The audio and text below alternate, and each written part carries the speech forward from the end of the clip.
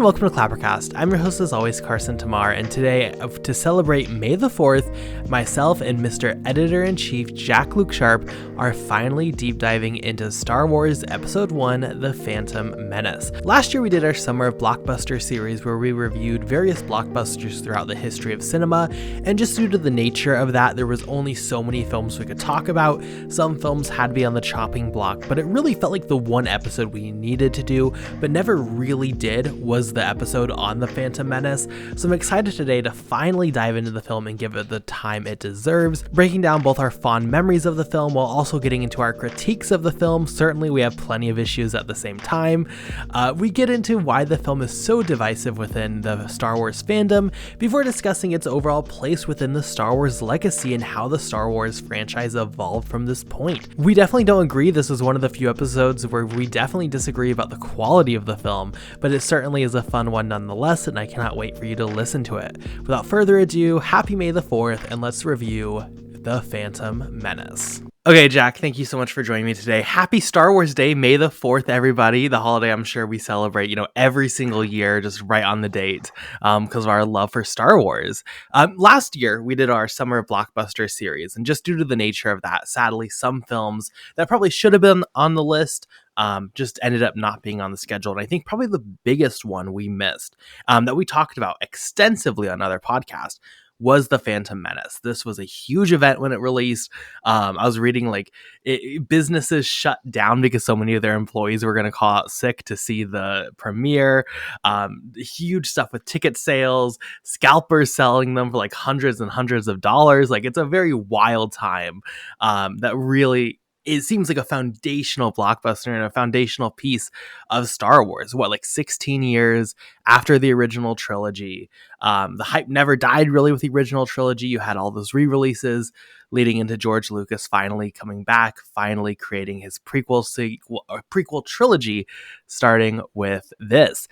Jack, I know you have extensively experienced this film. You've seen multiple edits. You've seen, this is a film that I really associate with you. So I don't know if you even like it or not. I really don't know your opinions, but I'd love to hear your opening thoughts. Where do you stand with Star Wars Episode 1, The Phantom Menace? Well, unfortunately, the camera's off, so you can't see him in my Qui-Gon Jinn outfit, my green lightsaber in the background. So I apologise for that for the audience. But I feel like I've seen this this more in the last 2 years than I have within the 28 years I've been on planet Earth. I've done 2 episodes with you where I've been transported back into time, where I felt like I was a child.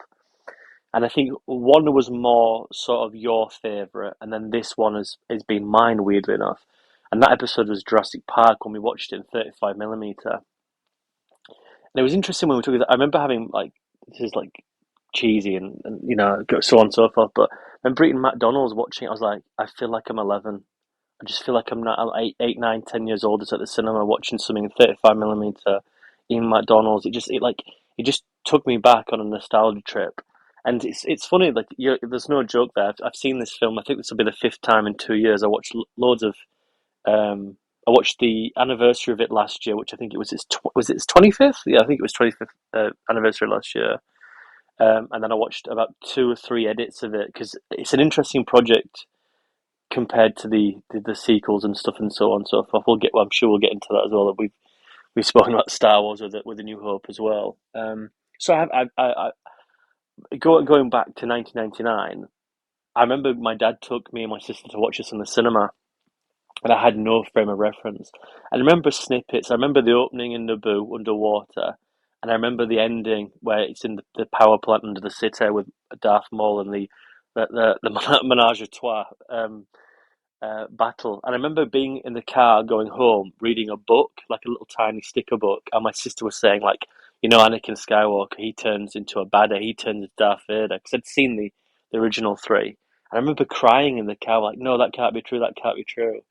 And I've always held on to that memory. And every time I watch this, again, I get transported to being that young kid. So it's just one of those things where I find this a wonderful, wonderful mirror into a different time.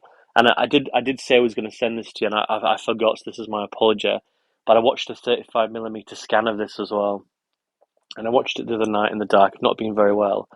And I was that little kid again, and it was an absolute pleasure to watch. I've always had a massive soft spot with this, primarily because it's back to my youth.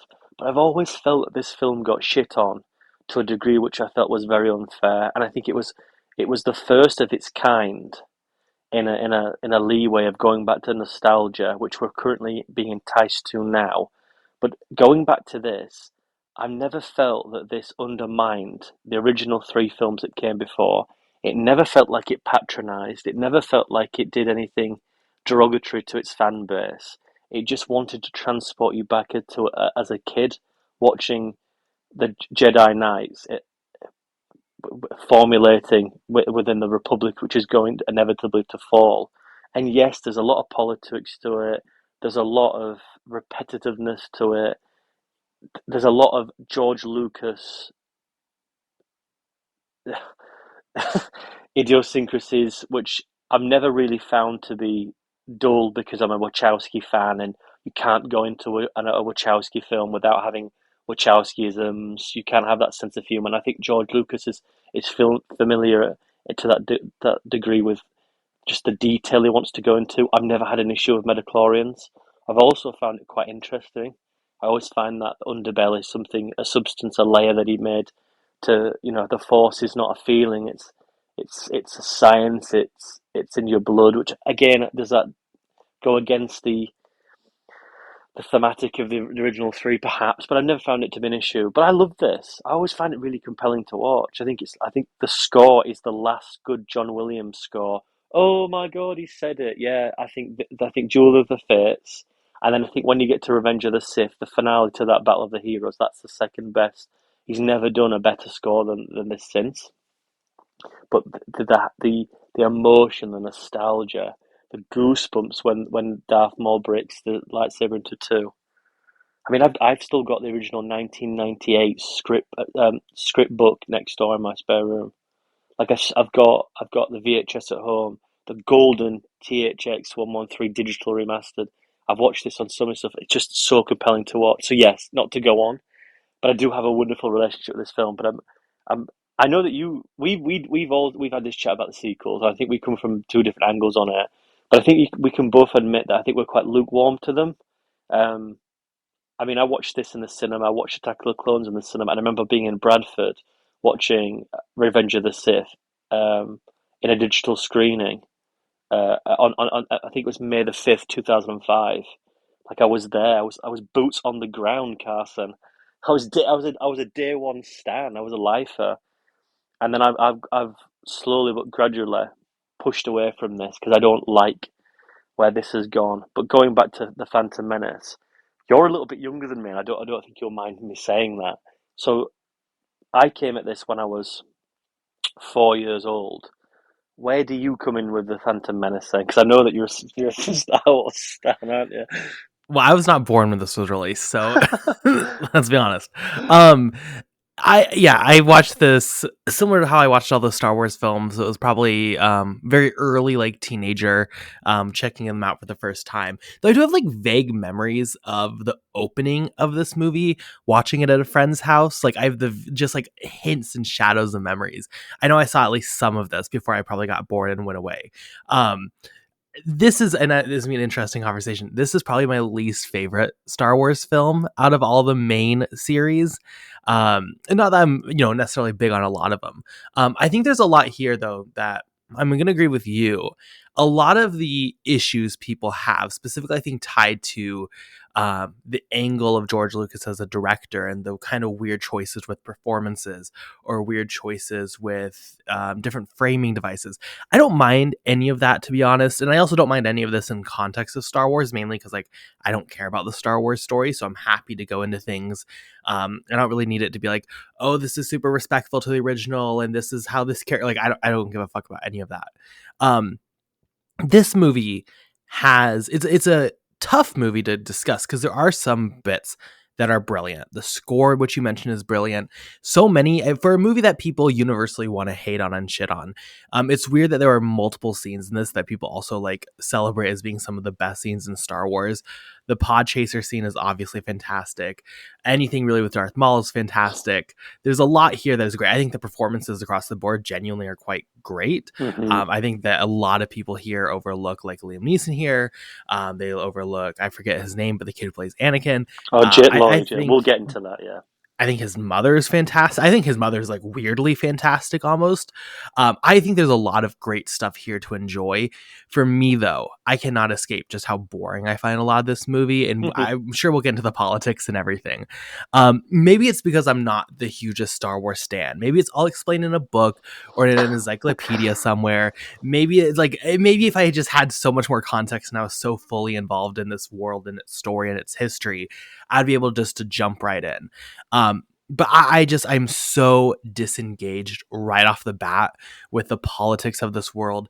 I don't think it does a good job introducing itself at all. I think I find it very confusing. I just come away with a lot of questions more than anything about how this world works. It really is a film of like three parts for me. I think the first part is like really, really confusing and boring. Then we go meet Anakin, and that's all great. That's like the highlight of the film for me. And then the third act's like some fun action. You can kind of turn your brain off more and enjoy it. But still, the substance there is not much for me. It is a movie that I just cannot escape this feeling of just like, why am I watching this? What is happening? What is this? I understand, like, and I respect actually the attempt to create a really interesting political thriller or political drama looking at the rise of this empire. We know where this is going. So we're seeing these puzzle pieces start to come together. How does someone or how does a regime take control? That's all super, super interesting. And it's stuff that I think is explored in Andor, for example, really, really well and captivatingly. It just is not interesting in this movie for me. To the point where if I just watch that center bit, I would love this movie. The rest of it, it doesn't do much for me. Oh, that's interesting because I perhaps come at a slightly different angle. I don't disagree with you. I think it's a feature where it's the start of something within a narrative. You know where it's going to end up, and I think it has to own that straight away. And I think it does a particularly good job of being compelling because this film's not really about Anakin Skywalker. It's about Obi-Wan Kenobi and that dynamic, and I quite like that. And then it's the sequels that get into that, which I think this one can't really do. It can't have that dynamic, so it has to have a different type of growth. And I think that's where the politics come. And I do think it's slightly underbaked. It's interesting because there's always been this notion with Star Wars is that it's such a massive galaxy and yet there's always the same characters. There's always got to be someone with a lightsaber, and I think that's one thing that Andor, to its credit, also got out of that jinx. It was that yeah, we can go boots on the ground, but we don't have to have Darth Vader here. There's more pressing issues on a level where there's someone knocking on your door, and that can be the most frightening aspect um, to life in a galaxy so built up and so vast. I think I've always quite liked that, but with this, the politics here, it's very much the opening crawl gets a lot of ridicule for, there's a trade embargo. What? Okay, and then you sort of read about it a little bit more, and it sort of makes sense. The trade embargo is meant to be there because Emperor Palpatine, or Chancellor Palpatine, or the Emperor, if you will, Darth Sidious, as they call him. Don't tell anyone that, though. That's a spoiler. He's purposely doing that to implode it so he can get into the Chancellor's powers. It's a lot more conflated to be a bit more for the adult oriented, which is interesting because Lucas says this is for kids. And I think those two things are sort of a disconnect, a dissonance. Politics, Star Wars for children. I think he's trying to get the action for the kids and then to remind the adults into that, but also to be quite wary of the political overtones of it. And I think that's what the original Star Wars was somewhat like, but the politics took a massive background to it. You had an emperor, you had someone who did his bidding. At the same time, they're coming out of Vietnam, and then they're going into the Gulf War as well, with the late 80s, early 90s. It's an interesting type of time. This is, in a few years, the invasion of Iraq, you have 9/11. There's a lot of interesting politics where these films begin to grow into slightly without wanting to directly go into it, grow with a substance. So, just to move on from that, but I do think the narrative, I agree. Did you know you could be listening to this episode of ClapperCast early? Well, if you go to our Patreon page, patreon.com/ClapperCast podcast, there are 3 different tiers that you can choose from, each with their own means of support and each with their own means of rewards. You can get access to early episodes, bonus monthly episodes, bonus reviews. You can see our schedule early. Of course, thank you everyone who's already joined us on Patreon, and we hope to see you over there soon. The one thing I disagree with, though, is that I always found the opening to be quite compelling. You get dropped into something, and you just literally get dropped into Naboo. And I think it's lush. I think it looks amazing. I think the production design is absolutely stellar. I love the practical effects of everything. And then we go to meet the Jar Jar Binks' character, and we go underwater, and we have that really sort of ethereal soundtrack from John Williams underwater. We have a bit of fun. Then we get into the state of Naboo. Then we leave, and I find that when we get on Tatooine, it just goes to a slump. It just slows down totally. Which is supposed to what you're trying to say, or not trying to say, but what you're saying is that I think that's where the film for a lot of people will get a lot of growth because you're getting into a lot more character. We're not on the run here, we're just absorbing. We're pausing, reflecting to a greater degree. And we spend like 45 minutes there. There's a lot of footage in the alternate edits and stuff like that, with Darth Maul being there. He's meant to have a fight with Liam Neeson, a bigger fight. Um, and then there's a lot of stuff cut out with the pod race was meant to be even longer. But that's just sensational. That's George Lucas at his finest. That's production design and sound design and visual all just coming together. I mean, the sound there is amazing. I mean, that alone in 35mm is compelling. But I think that was meant to be like 45 minutes. It's cut down to 20. There's a lot of footage there gone. Then we go to the Coruscant, and then we go back to Naboo. And I think for a Star Wars film, you don't get that exploration. It feels very singular. It feels very tight. But all in all, I do like the narrative. I don't know what else they really could have done. I do think that the Jar Jar Binks character is slightly silly, and I do think there's a lot here where it's a bit stubborn and a bit woeful. But I've always quite liked the fact that when it explores, it's always quite entertaining and fun, regardless of where we really are. If that makes any sense. Which I think that's why I like it when it goes away. I like it when it goes away from the political discussion that it's trying to have and the politics it's trying to have. I think my issue is I'm dropped into this world, and I agree. Like the action there is good. The actual, if I just turn my brain off, like it's fine as is. But I don't understand, why are there Jedi Knights being sent there? I don't understand this taxation thing. I don't get why they want to invade Naboo. Granted, on retroactively, and I'm also not like dumb. You can be like, oh, the Jedis are the good guys, so obviously these guys are evil. But it doesn't do a good job setting up this world where I understand what is happening. So why am I invested? Why would they send Jedi Knights to negotiate this trade deal? Why is there a blockade happening?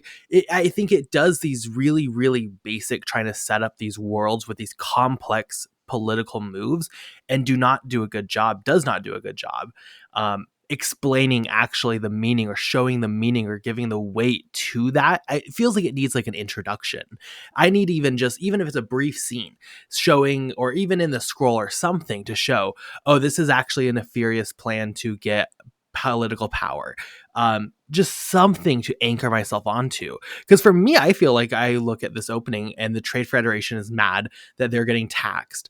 So they do this form of protest, and then we're sending Jedi Knights in. I'm like, for me, even you can misread that, and obviously it gets taken care of quite quickly once we see, the scene play out, I guess.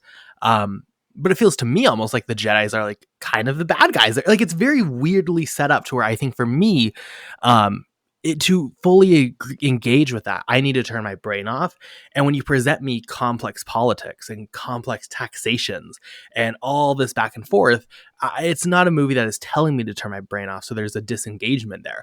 I think why I like when we go down to Tatooine is that it is a break from all that. It is a much more, I think, simpler in a way, but I just think more empathetic. It is more focused with its emotions. It is way more easy just to engage and fully comprehend the situation. Again, maybe this was all explained in a book somewhere. Like genuinely, maybe this is all explained somewhere to where if you were a Star Wars stan in 1999, you understand exactly the nuances of this trade deal and you understand Yeah. the exact nuances of the taxes. That's fully possible. But for me, as someone who isn't that person, it just is impossible for me to sit there and understand even just like what is happening. Yeah, I think this the difference between where we come at this is because when I grew up on I watched these on video. I watched the first three quite a lot, and I think that exactly what you're explaining there is A New Hope. I think that's and I think remember going back to our podcast there. I think you were really, really, really high on that as well. I think you enjoyed that, and I think that's why that hits so well because it gets back to the old Star Wars. I think the fact that you may perhaps not have grown up with it, at no fault of your own. I don't really think there's a lot of people now where I don't think Star Wars is. I mean, it's so saturated now, but at the time, it is that sort of it is that sort of thing in the sky where you always see it. You always know what it is. It's there. It's like the sun. I mean, you can't go a day without knowing what it is, what it does. You know, it's a natural part of life order. I think Star Wars for the longest time was, and perhaps still is. But I think when I saw that, I always saw the not the limitation of it, but the simplistic nature of it. And I think even as a kid, I always enjoyed that this world got bigger and it was like, oh, that's interesting. Why would they do that? And I always remember Lucas because again, I remember the Vietnam allegory that he said with James Cameron not so long ago. But he also said that it was also about the American front getting involved in issues and being world police. And I always saw that as a not that when I was like four I saw this, but obviously when I was like 15, 16, it became quite obvious to me and obviously for a lot of people. But there's that obvious trait of allegory of being a world police on the stage, and just because you've got the biggest army, because you've got the biggest tools, does not mean you can win that fight. And I think it's interesting how very much like Lucas, but Star Wars now has gone to the degree of the Jedi weren't always the best of people, and I think. The Acolyte, bear in mind, I haven't seen hardly any of it. I watched the first episode, I had to turn it off because Carrie Ann Moss. Don't do that to Carrie Ann Moss. I'm sorry, just don't do that to her. Don't do it. But no, like there's that interesting thing now, especially with the sequels, the sequel trilogy, and also the TV shows where they're retroactively looking back at the Jedi Order. I mean, they did this a lot with the Ahsoka character in the Clone Wars and Rebels, where she left the Jedi Order. You wouldn't see Obi-Wan Kenobi doing it. Count Dooku did it. This is Star Wars lore for anyone out there, so apologize for infuriating everyone. But Count Dooku left, and in Attack of the Clones, he was the antagonist. You don't leave that order. It's a religion. It's a way of life. Um, and I think it's an interesting one where retroactively now they're looking back at it and said that the Jedi weren't the protectors of that was breaking down. They were blinded by their own superiority, which I think Jedi Master Yoda brings into fruition. But if you watch the Acolyte at the end of it, which if anyone has seen that, there's this very clear ideology of that they know that as well. It has to go through this. Anyway, getting back to the point though, but I always liked that the world was bigger. There was politics involved. There was always this talk of a city world, which ultimately became Coruscant. It never stops. It's full. It's always buzzing, and the Jedi temples there. I mean, they have a temple. It's just so interesting, and I do think the political aspect of it that there's a chancellor who's getting devoid of power because he can't rescue an aspect of his galaxy that the Federation is trade blocking of which they need it, then she has to put a vote note in confidence. It's all so simple, yet it's quite. I think, like you said, it's quite dense, and there's not enough about it. And I think the scroll, the opening crawl, doesn't do enough to justify that as well. There's not enough depth. Why are them two there? And yes, there's like tales of the Jedi which go into it and show that Qui-Gon Jinn was more into the Force than the Jedi lore and the Order. That's why he took on Anakin. There's an interesting aspect of it, but there's an interesting other thing about it where this film has grown even more so is that with Dave Filoni, who's the writer of, well, not the writer, but the creator of the Ahsoka character, very formidable with the Clone Wars, Rebels, who's done The Mandalorian with Jon Favreau, who's basically the protege of George Lucas, who at one time looked like he was going to take the mantle, and I think he's sort of not fallen at the wayside, but I think he's sort of lost the way in the Disney way. Who can blame him? But he said that the Duel of Fates is not necessarily what you think it is. It's not about whether the Jedi or the dark side. It's about Anakin. It's that if Qui-Gon Jinn and Darth Maul and Obi-Wan Kenobi go into that final battle, if the one whoever walks out of there and takes Anakin's hand, it's the fate of the child. It's the fate of the destiny. And Qui-Gon Jinn lost that battle. That's the Duel of the Fates. That he doesn't have the father that he needs. Obi-Wan Kenobi's his brother. He's not his father. Can't take it. And I've always loved that sentiment of it. It adds such a dark layer, especially when you watch the finale, when you watch the Qui-Gon Jinn burial, which I don't. This is another fun fact. But if you had the original CD, what you do from '99, the soundtrack, it says Qui-Gon Jinn's funeral, and one of the on the sound and the soundtrack, so you knew he was going to die.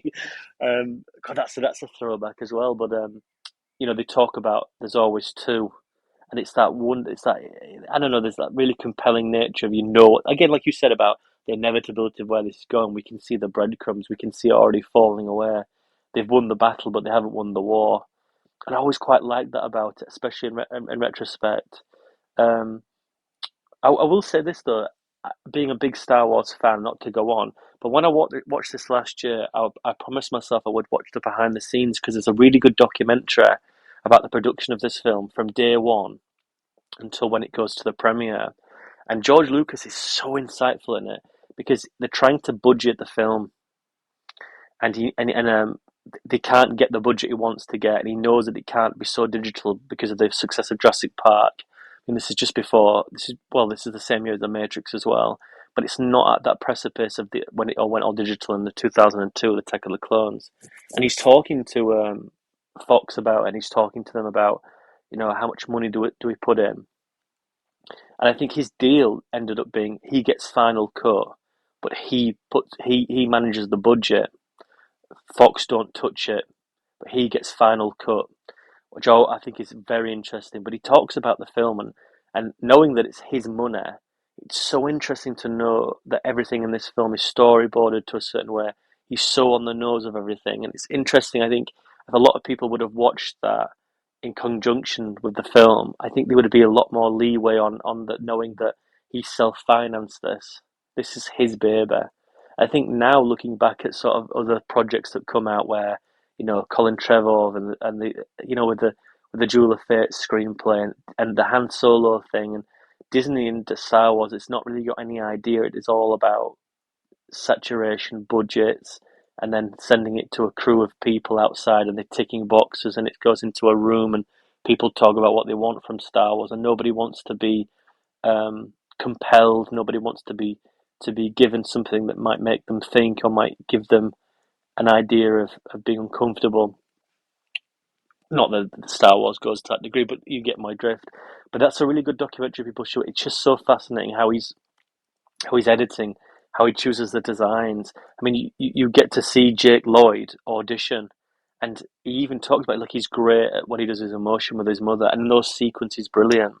And I think we will probably get onto that a little bit later with Jake Lloyd because I think I have to mention that all the time because we've got to give him a slight justice there. But it's just so interesting to watch the production and watch something in time that secondarily reintroduced a franchise that now is what sold for like what was it, $5 billion? I mean, it's crazy to think that this film is like what, a $90 million film at that time, or maybe even less. I think it's crazy to think. But watch the documentary, everyone out there. It's fascinating. Spielberg's in it. It shows him how to do the droids, all practical.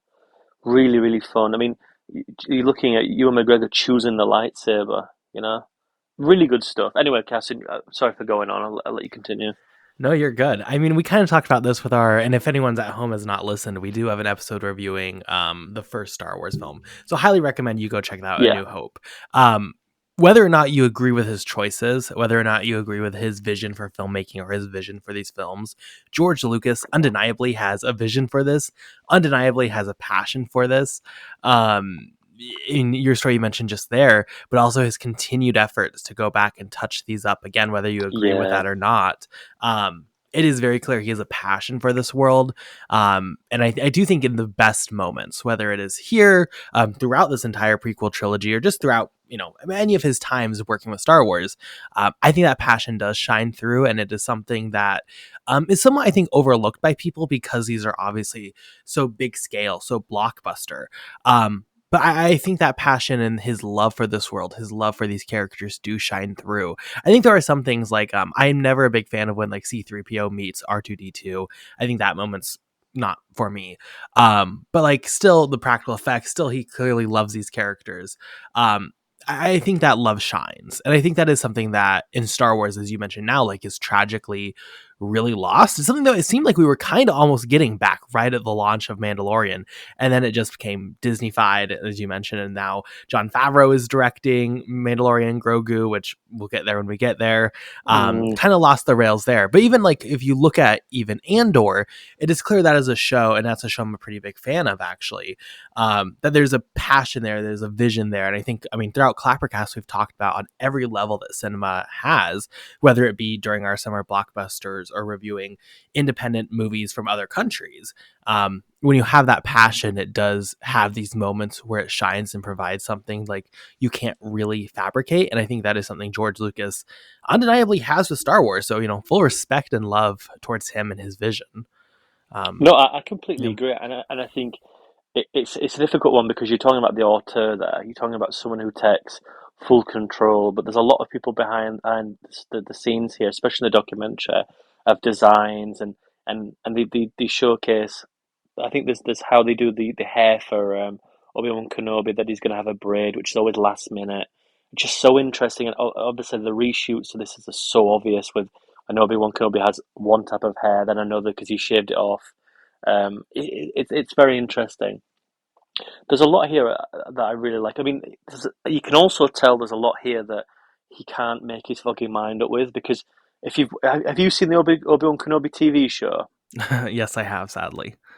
Because I want to touch about that in a second because I think it's an interesting one. But there's a character here, and this is for like proper nerds, Star Wars nerds. And when Saboya attacks Jar Jar Binks, there's a character sat next to him who's I think his name's Kalen Voss.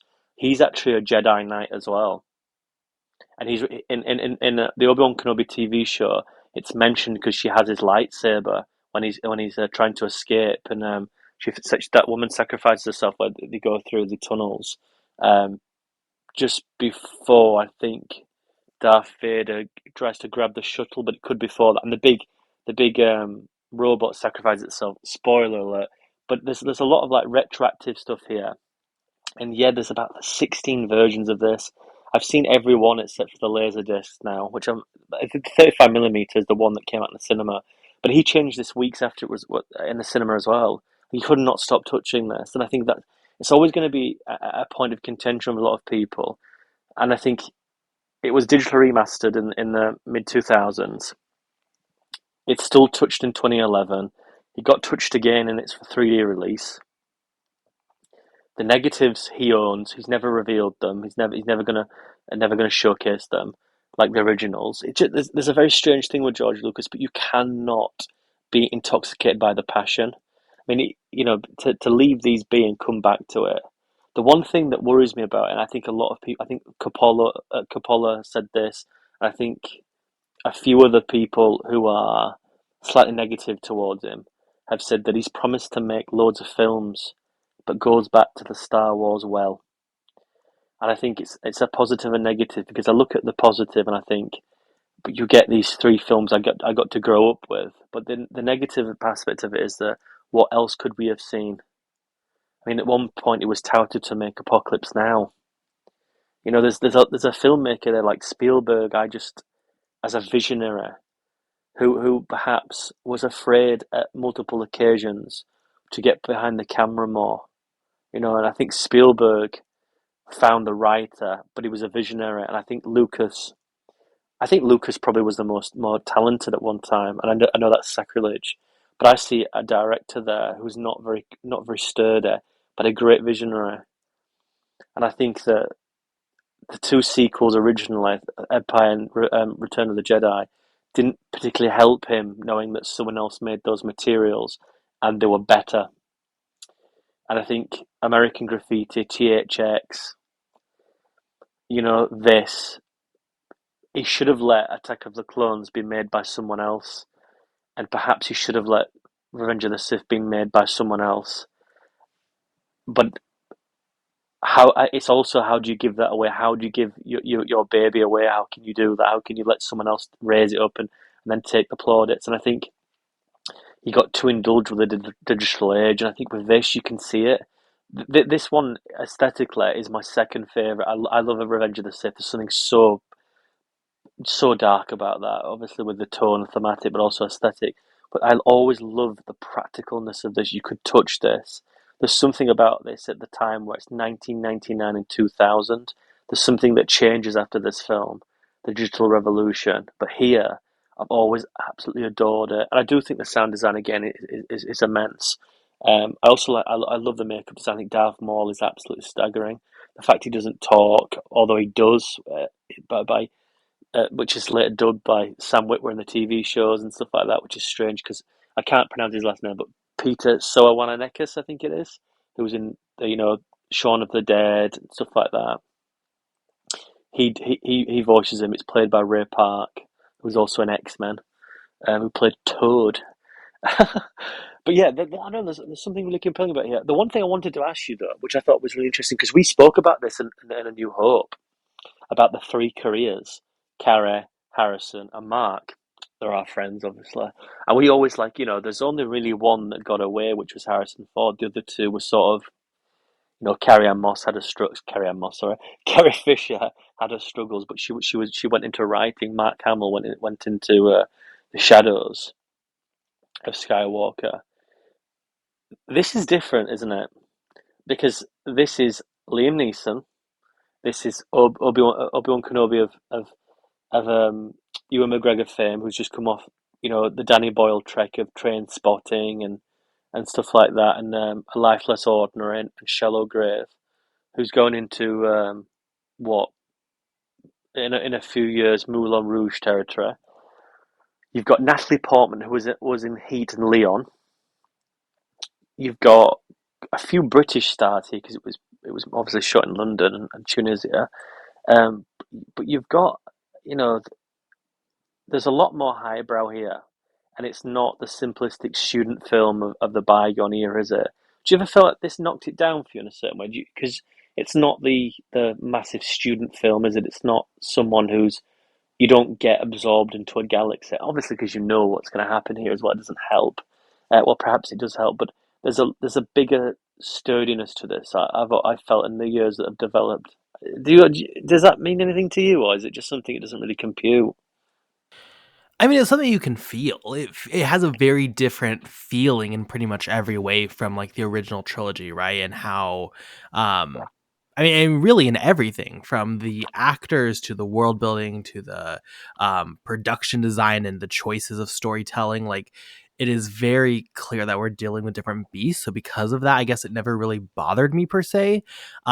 It also, like as you kind of alluded to, this whole trilogy exists as a focused point directing towards the original trilogy, right? Like everything here exists within the context of that original trilogy. So I think on that front alone, it's very hard for these films to stand with that original identity like those Hmm. original three did. I think that cannot be overlooked. It's not this exploration of where are we going, these characters that are free to explore this undefined world. We have a very defined world. We have a very Yes. defined direction, a very defined focus and motivation for what these films are even getting at. So I think because of that, it feels different enough to where it was never bothersome to me. But at the same time, you lose a lot of the, I don't know, magic, if you want to say, a lot of the wonder of it, where it feels like you're actively exploring this world in those original three films that is actively being designed as it goes along. A lot of that kind of wonder disappears. Yeah, and I also think that that's the one thing that limits Ewan McGregor, because it has to be Alec Guinness. Can't not be. It has to be. And I think with the years gone by with the Obi-Wan Kenobi series, especially with Revenge of the Sith, I think that gives a lot more weight to a character who has to deal with the significance of his actions. I think that's the one thing about the Obi-Wan Kenobi show that really sort of gives substance to the sequels here. But I also think that it also limits a lot of things because you know that that's already been circled, that performance. It just can't go anywhere. It can have a little bit of here and there. It has a bit more comedy compared to the strictness of its sequels. But obviously he's a very young man. But the Liam Neeson thing is the one thing where it feels different, and then they get rid of him, and you don't get to explore someone who is having a very different experience to everyone else there, which is the judgment of the Force, who meets Anakin, who's the father figure. We lose it, and obviously narratively, it gives sustenance to the characters because it loses the father figure. But we sort of know the ins and outs of Yoda. The Mace Windu thing is limited as well. We don't get to see much of that until the next one. And then the Chancellor Palpatine, we all know. There's a lot here where it's like, so what were you actually finding out? What do we actually find out here? We found out that we've got a young boy who's confused, who we know he's going to grow up to be something evil, but he's just a young kid now. What can be the moments that change him? And I do think it's sort of we're putting it. I don't know. To me, it's just circled already. It's ticked.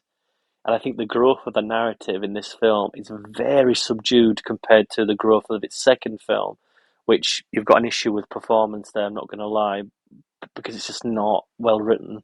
But then the third film comes around and you were like, it's coming together now. But this is just the one where it just feels like we're capping at like 60% here. Do you mind if I rant about one thing slightly? Go As for I, it. when I was a kid, I used to collect the comics for this. I had the video games, I had the posters. I still have the action figures. The one thing about Star Wars fans is that they shit on this almost immediately, and it never. Again, we're gonna probably spoke about this on A New Hope, but it's very much well documented. This doesn't have a very good relationship with the Star Wars fan base, which I've always said and maintained it was very unfair because what was he meant to do? He can't make us. He's going back to the well, doing it how he wants to do it. He can't just write a fan script. It needs to be some compelling nature to this, and it needs to be different and distinctive, and it needs to be a world that you're talking about through the eyes of a child who's got the weight of a galaxy on his shoulders. He's being called. He's the savior. He is the chosen one. It's going to cause slight issue when he grows up because he wants to be the best, and he's still a young boy in a man's body, and he's seeing someone he loves and he can't marry. There's a lot there, and it just isn't particularly well executed. But I digress. But the one thing about the growth of this franchise, especially with the Clone Wars, that did a lot of substance for Attack of the Clones and to Revenge of the Sith, Rebels, which got a lot more after Revenge of the Sith. But then you look at stuff like Obi-Wan Kenobi, that TV show, the Ahsoka, the show, and then you get a few bits here, there, now of Tales of the Jedi. They're very slowly moving back because when Revenge of the Sith ended, you had the Clone Wars for I think 5 years, and then he sold it to Disney. You didn't really have much else. They had the extended canon with the video games, but Lucasfilm got shut down by Disney when it was bought. And then when the sequels were announced, they couldn't do anything with them on a product wise because they didn't know where the fuck they were going. They didn't know if they were going to use his screenplay, which is Lucas, or go with the Kathleen Kennedy stuff. And then they went with the J.J. Abrams stuff. In a parallel universe, gang, we had something else, but we didn't. But I remember when the Star Wars Battlefront stuff came out, which is Unity video games, but it was all about the fucking old stuff. It was the original trilogy, and it just to me, this whole franchise cut its nose off to spite its face, if I may be so bold to say. And it took them fucking ages to realise that they had a world here. That yes, they had the Clone Wars, Rebels, and the three films, but there's so much more to explore. And it's only now, fucking decades too late, that they're realising that there was so much substance there to push out.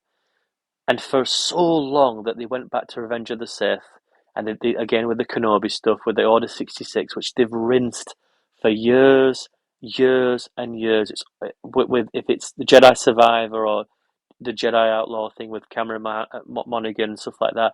They've rinsed that for fucking years. Pardon my French. And they've just started to go back to Attack of the Clones now, with the clones in Kenobi and cloning with Grogu and the Mandalorian and stuff. But they always dismissed this, Phantom Menace. They always dismissed it. And I remember watching for a little bit of like depth, the shadows. I think it was Tales of Tales of the Jedi. I think it was Tales of the Dark Side. These small stories, and it was about Count Dooku as sort of a middle-aged man with Qui-Gon Jinn around Obi-Wan Kenobi's age, and him having issues with where the direction of the Order was going, and that Count Dooku finds out that Qui-Gon Jinn dies in Naboo, and he goes to meet um, Darth Sidious because they're already at plans there, and it's in the same end base where Attack of the Clones ends, and there's a fight there with another Jedi that turns up who's like that Yoda one that's female, that's not in the sequels. It's like retroactively fitting it, but it was like 10 minutes between at the end of Phantom Menace where it's like wow, just that little 10 minutes, and you've added a whole new layer to a scene in Attack of the Clones. But also added like it was like a tick in my head, like a light bulb. It's like, have they not realised there is so much to explore? And you said it perfect. We just needed a scene before this, didn't we? There's 10 more minutes before this film, or an hour. You can go back, and they fucked it up with the Acolyte massively because there's politics that show their right and wrong. The stupid audiences not liking a female showrunner, which I think is absolutely barbaric for like 2024, 2025. That's disgusting. But also that you've got Disney who don't know how to implement that sort of stuff in a natural way that makes people uncomfortable, but also the show uncomfortable. It's not nothing natural. You've got the performances there, you've got characters there, you've got lineage that's not quite right, you've got iconography that's a bit like what? You've got then people coming out of the show sticking up for themselves, and you've got politics coming into it. It's just like it's so muddled because of the culture wars that it is. But it's substance that should have grown into the Phantom Menace. There's a world there to be explored, and I just don't think even this film or the 25 years that have forwarded it, they've never quite got the key and opened this up again and realised what they've had. And I think it's time now where it's gone as well, unfortunately, to be so grim and dark. But I just think that time is gone. They should have done this as a TV show after the Clone Wars. Go back and look at the few years before it, 5 years before it. Why did they get on that ship? Why did the Jedi feel necessary to become a part of the Republic? I think they're going to do the same thing with a James Mangold screenplay and whatever the fuck this Ryan Johnson thing's doing, and the Taika Waititi, which actually makes a skin crawl. Or that Sean Levy thing, whatever they're doing, Ryan Gosling, like, man, please. You speak aloud about these things. It just makes you sick, doesn't it? Like it's a shit show. It really is. And I think whoever's handled it, this is not just Kennedy. This is also Lucas, Filoni, everybody. They've just absolutely ridiculed themselves. But that's my first rant. I don't know if you want to dissect that, but there's a lot there that just makes you painful. I look at this project and I just think it was just so mismanaged, so poorly done. Um, with just No, a I agree. saturation of everything. Sorry. No, I mean, I agree with you completely. I think there is, again, a lot here in this world, a lot here with these ideas. Even in the film itself, I mean, there, as you kind of mentioned at times, like some of the iconography is so strong. Some of these Mm, settings, some of these worlds, some of these emotional moments are on paper just really, really beautiful and poignant. And they just kind of were left to float in the water and like sink. It feels so frustrating to see a movie and see a film that has so much potential to really and you can say this about the trilogy in general, this prequel trilogy, but especially I think with Phantom Menace, it's relevant to say yeah, like there is so much here that could have enriched, and it does to a point still enrich in Star Wars. I think net positive on the prequels than net negative.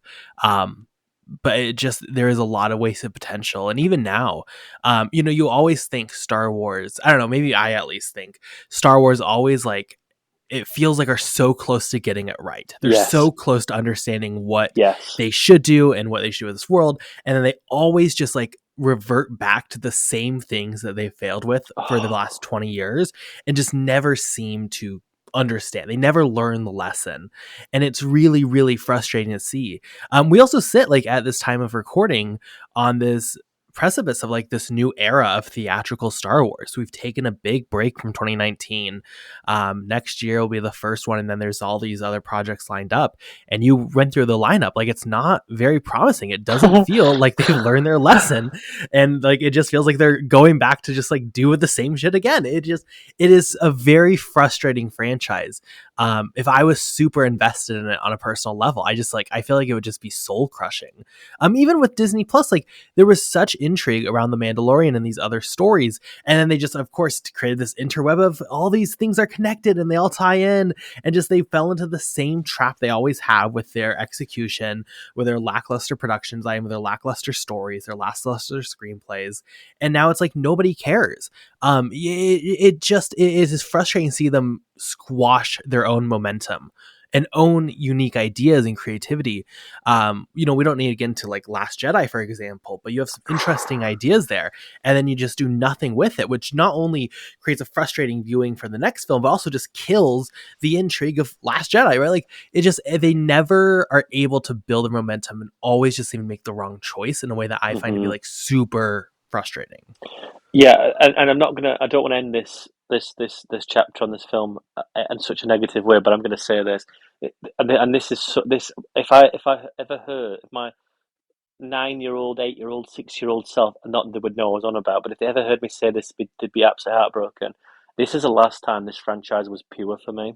This is a film that does not have any interest in patronizing its audience, wanting to um, segregate an audience, not wanting to fight any culture wars, not having any idea what he wants to do.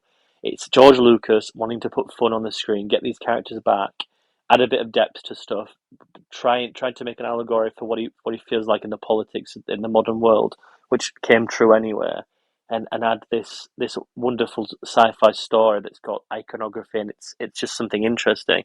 I think the Attack of the Clones is the biggest fuck up because you've got a world there that balloons in size to like, oh my god, like clones, and it's just an absolute cluster. And I think the sequels are even like not Revenge of the Sith, but the sequels of Force Awakens.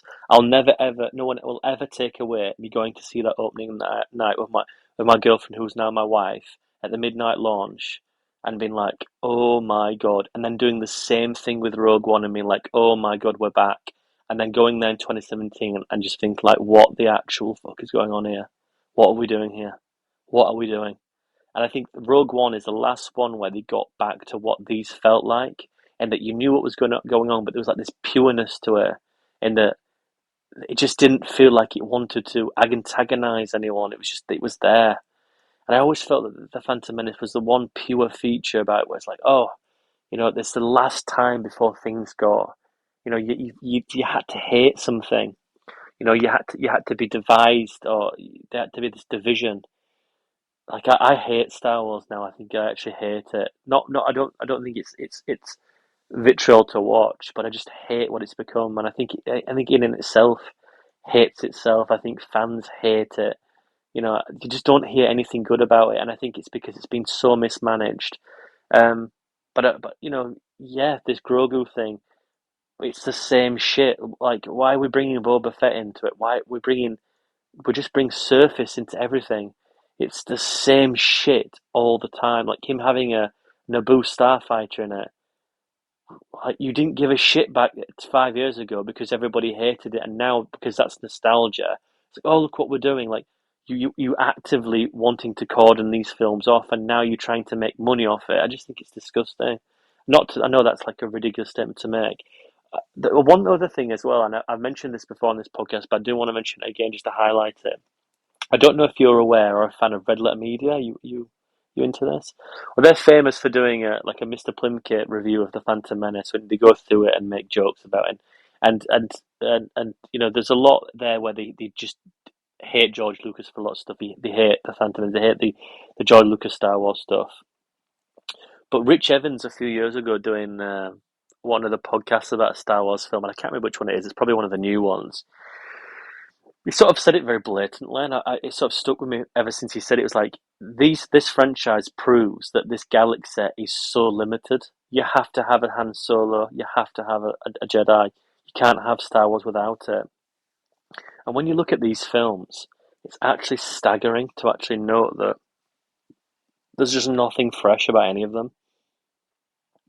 Like you've got a galaxy so wide, so full of potential, and we're having to talk about the same family. It's what makes me even more annoyed with Rise of the Skywalker at the end when someone asks her what her name is. Like, yeah, say your name's Sidious, take the name back, own it, and make a dissonance with what that means and make something new of it. You can't escape your past. You can't escape who you are, but you can do something with it. That's the mantle of that story. The Skywalker story. Everybody knows that Luke Skywalker is the son of, and Leia Organa is the son and daughter of Anakin Skywalker turned to be Darth Vader. But what did they do? Leia Organa went into politics and brought the New Republic back. And what did Luke Skywalker do? Destroyed the Empire. They owned their names. They owned their lineage. And to say that she's a fucking Skywalker, it riles me up. Something shocking. But you look back at everything here, and they've just never been able to escape from what this franchise is. And I think there's that thing with Jude Law that they tried to do. But is there a fucking lightsaber in it? Of course there is. They just can't seem to escape from this. You've got the dark saber in this Mandalorian stuff. I don't know. I just think it's just irritating to a point of after a while. Is there just not something else? Is there not something the more they can do? The Acolyte was interesting on a surface level of like, oh well, the perspective here is the Rashomon.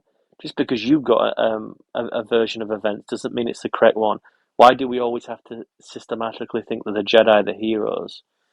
I like that aspect, but the execution of it's dire. The execution of it's dire. Why are we on fucking? Why is the first thing when we're in the Force Awakens that we find the Millennium Falcon? Is that fate? But why is it? Why does it? Why can't we move on from those things? I don't know. And maybe I'm getting annoyed with me, riling myself up. But when I look at this, I just see a film that was slightly more pure. And yeah, the C-3PO and R2-D2 thing it's there, isn't it? Like the young Greedo thing, it's there.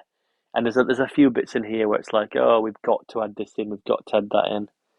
But yeah, I think there's a pure bit here. But I tell you what, I wouldn't mind to talk about because we've mentioned his name, and I think it's a point of contention for this film, and ultimately it has real world repercussions.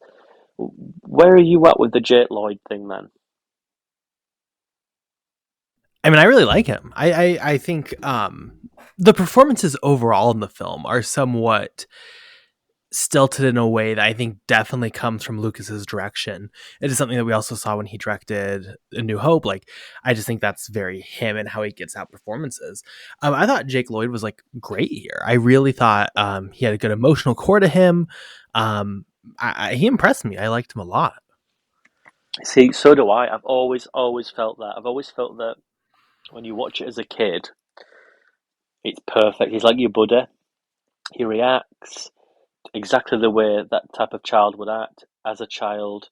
The how he acts when he wins the race, the euphoria he gets when he lights up the pod race, him going into the Naboo starfighter, having no idea what he's doing. There's a wonderful naivety to that. Yeah.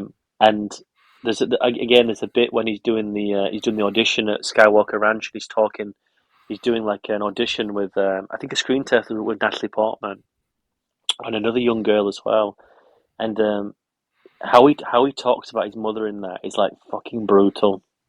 And he does exactly the same in the on the screen where he says, "Are you a Jedi?" like that. And there's like this wonderful naivety as a child where he's just asking the right questions, but he doesn't know Yeah. what it's brilliant brought forward. And there's the devastation that child was brought for by 30-year-old incels is an aspect of cinema that still to my core to this day makes me feel sick. That child and later young boy and then adult, his life was absolutely torn from him by choosing to do a film, having no idea about it, and people just not liking it because it was a whiny young brat. And I think he was destroyed by this. I mean, he's in and out of health centres, medical centres. I think he's been diagnosed with multiple mental illnesses and disorders.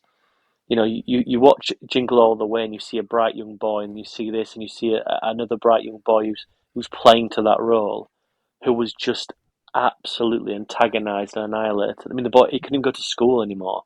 His childhood was ruined, all because he gave something. I mean, he didn't know it. He's not like a 15, 16-year-old at this point. He's not even, I doubt he would be even fully aware of the repercussions of being in something like this. Would he have known what it was? Perhaps. But he wouldn't have understood the magnitude of this. And I think those people who said certain things about him as a child, I hope nothing but the worst for them. I just think it's absolutely mortally um, so degrading. And I think when you look at this, there's a bright young boy there, and I think, like you said, I think his performance is really quite good. And for a child actor, you just can't sort of, it's either bad or good. I don't think you're getting in between with kids. And I think this is brilliant. But every time I look back at this, it's always a stain. You I know, mean, his it's, scenes with Natalie Portman are like genuinely fantastic. Their chemistry is yeah, like so wholesome and innocent. You also get with this really the rise of the internet. yeah, the It just feels like forums. not even like he.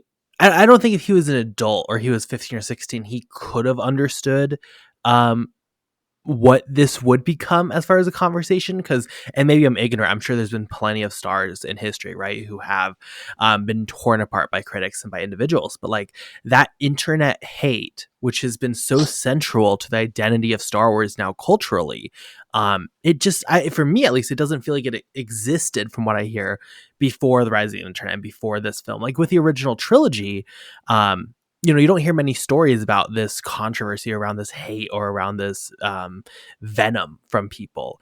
And again, it sucks to see, like, yes, it is horrific to send this to a literal child, like this innocent, very little child. But it's something that continues to Star Wars today. I mean, you mentioned the Acolyte. There are so many performers. The performer who played Rose in the Oh my sequels, God. um, fucking horrific the treatment she got. It is Maria so Tran, yeah, absolutely Maria Tran, disgusting. yeah. And thankfully she is able to come out from the other side and seemingly be in a decent spot now. God, even John Boyega got it. It was Oh like, yeah. I mean, oh, every single person, and also, I don't think it goes without shock to say that mostly these are women, yes, people of color, and those minority, groups yes, who yes. are easily targeted, including children. There's common threads between these. I think it's so horrific. Even like Hayden Christian got shit on for so, like, it is something that is such a integral part of the Star Wars experience in a way that's like so just gross, and it's weird that it's accepted and not really. I mean, it's talked about to a point, but like you still have Star Wars Celebration, and you still have this culture that like want to pat themselves on the back and be like, no, actually now we like people from the prequels, and now, oh, we Yes. feel really bad for Jake Lloyd, but they still like do the same behavior, and they clearly have not really learned the lesson. I'm not saying that's every Star Wars fan, obviously, but it is like whenever you talk about anything Star Wars, it is just like a visceral part of every project from this point on in a way that's super gross. Right, this is where rant two comes up. So I apologize for anyone here, but you've mentioned this, and I think we need to talk about this. We need to talk about the issue with the Star Wars fans and minorities and women and I'm talking about specifically about women, right? Because when you look at the original film, the original three, yeah, George Lucas got a lot of shit. But also, you've got to be careful because you're biting the hand that feeds you there. And George Lucas, after the Revenge of the Sith, he came out and said, like, why would I do any more of these when I'm getting with the feedback I've got, I'm getting ridiculed. I'm making films for people who want them, who they make loads of money, but then you just get told that you're tearing down houses. I'm paraphrasing here, but to all along those lines, He's very much acknowledged the fact of like, why would I ever do that again? These people who are so naive and so ignorant to the fact stopped the one person who was making these films of his own pocket so they could give them entertainment and stopped it for 10 years because they couldn't understand the fact of being able to just accept that it was someone. If you don't like it, you don't like it. But film's not binary. You can like certain aspects of it and not the other. That's what the whole thing about. There's so many elements to like. I mean, we do it on our podcasts. We like the sound design. We like the production design. Yeah, the narrative's not as chalked up as it's supposed to be. There's not a lot of depth there they can work with. But I like the sound design. I like the final battle. I love the score. There's just so many people who are unable to do critical thinking or being able to expand their knowledge about something or just explore the simplicity of it. It's not black and white, but there's always an issue with the Star Wars fans is that they'll go for the simplistic one. God forbid you're a child. God forbid you're a woman. God forbid you're a minority, and they go after them. But the one thing that's different about the sequels compared to the originals, or perhaps not so much, but there's an interesting lineage, let's say, is that they were head produced by a woman, Kathleen Kennedy. And oh dear me, what did she do? Yeah, she fucked these up. But there's also a multitude of reasons why they were not very well received. They were bringing out one a year, when the other ones were every 3 years, and they had a life of the substance you could make. The first film, comics, toys, keep it in the children's minds, and then you had another film. These were year after year. TV deals were being signed. Disney Plus was coming to fruition. There's too much out there, and with that, knowing that they went for Lucas, she got it three times as bad. I'm going to say this now. I don't know how that woman is still alive. I'll be quite frank, because there are threats there. There are like evil, evil comments online about where she should go, what she should do, what should happen to her, and then they can't go after George Lucas anymore. So it's bring him back. Why can't we have George Lucas back? Why didn't we not make his sequels? Because we would have had three more George Lucas films, and he couldn't get grasped the digitalization of his work. Couldn't understand the practicality of it anymore. Got lost in the visual design. Got lost in touching things, not being able to make them have a 2D shape. It was all had to be a 3D.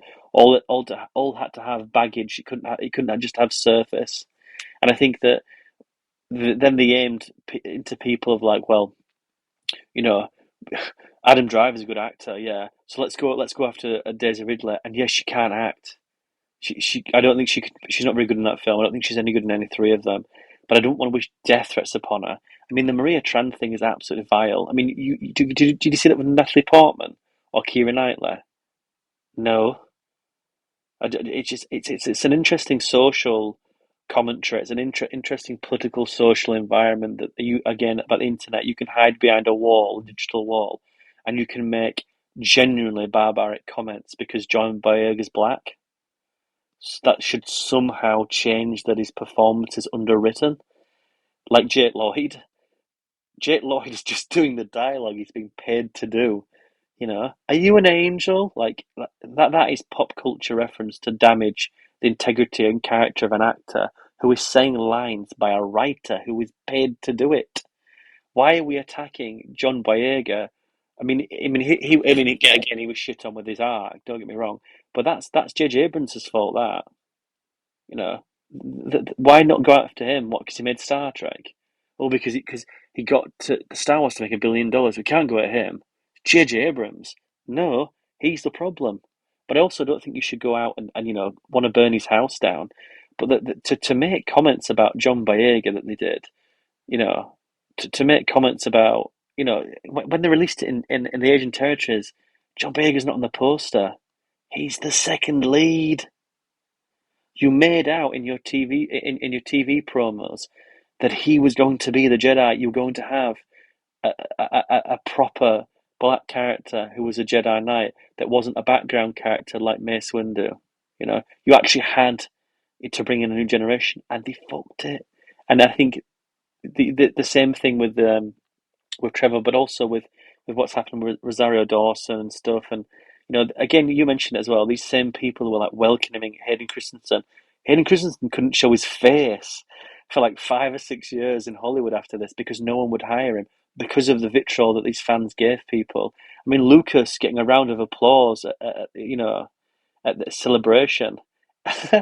It's a funny world we live in, isn't it? It's funny that people start to realise that the grass is not always green on the other side, but the same type of people who come out with the same type of vile comments. And I like you. I think that we've. I mean, you more so than me. I've only had it once or twice, but the certain comments I read under your reviews when you publish them, and it's not happened a lot, but it has happened, and I've read them, and I've generally had to fight about the urge of like saying some horrible stuff to these people, and they go after like your sexuality, they go after like things that just it's so redundant, and it's so uh, it just so it's just, regardless of what your opinion is, they have to go for that. And I think it's always relatively the MCU stuff. It's people who are in I don't know where it comes from. Perhaps it's just these people who are enamored with a franchise that they feel so loved for, and maybe I'm like that with certain things, but I've never felt compelled to say the things that people say to you. I've never felt to write fan mail to someone to wish them death. And I think it reminds me of the Skylar White thing in Breaking Bad. I don't know if you're aware of the show or anything like that, where people were like, "I hate her. I hate Anna Gunn." Why do you hate an actress? That's because she's so good at the role. Because you're not you don't. I think it says a lot more about you as a person that you hate a woman on a TV show who her husband is lying to her constantly. She has to do with a son who looks up to her father, who looks up to his father all the time, who's lying to both of them. Then they have another child that she's got to look after. She doesn't know what to bring into the world with a husband who's dying of cancer, and then he's doing. I know not to go off tangent, but you know, people seem to forget there's a window, a glass pane between an audience and reality, and I think a lot of people now, unfortunately, because there's so much of these things coming out, can't differentiate between the two. I'm sorry for rambling there, but I get really quite pent up. I know that you're more calm than I am on that, but it is staggering to this day that people can't seem to just let that go. Yeah. Like Like what? it's shocking, right? Like it's very weird. And I get why like someone like Lucas would just not be interested in like coming back to this. Like I don't have any interest reviewing a DC film anymore because it's like it's not worth it. I don't know. Like I don't really get much from it except Yeah. for just like, hey, like I for the longest time didn't even want to review Marvel projects or Star Wars projects on this podcast because like why would I want it, right? Like, and I'm happy now we can have good conversations. I don't really care at this point, but it just it's that's what they do, right? And Do you know like what? Do you it, know what's yeah, staggering about that, Carson? Is that we both know before that's going to happen. oh That's yeah, the sad part of it. Like you know that if you're going to do it, it's going to happen, and you know that you're gonna whatever you do. I mean, we have jokes about the Eternals. I mean, the Stan.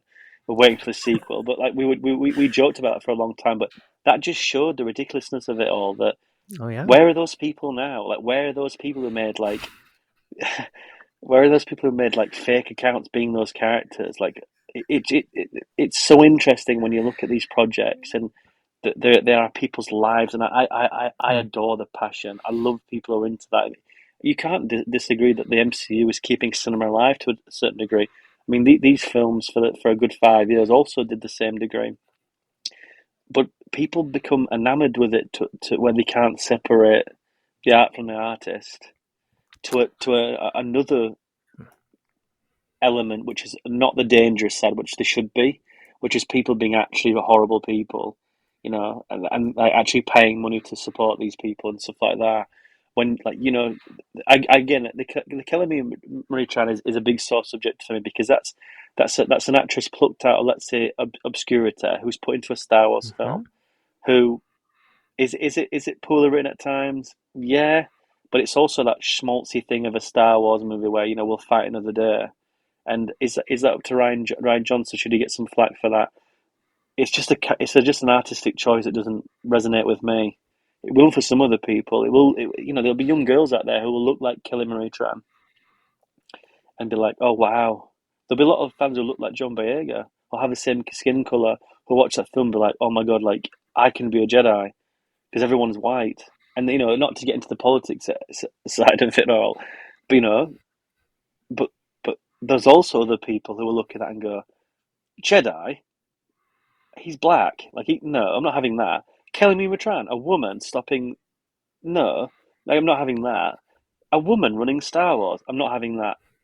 I don't think Star Wars has ever been a male fan base either. It's so weird. Yeah. But again, to round it out, this was the last purity for me, and I think even to that degree, like you said, like it's the dawn of the internet age as well. It's the forum age. I remember that, like I had all the toys about these and all sorts of stuff, and I was too young to even know about any of that as well. I'm glad I'm not. I'm glad I didn't get this when I was 14 or 15, and I think I'm glad that this came out of an era where I can have these, and I didn't need the shit after this, and I don't want to be a part of that.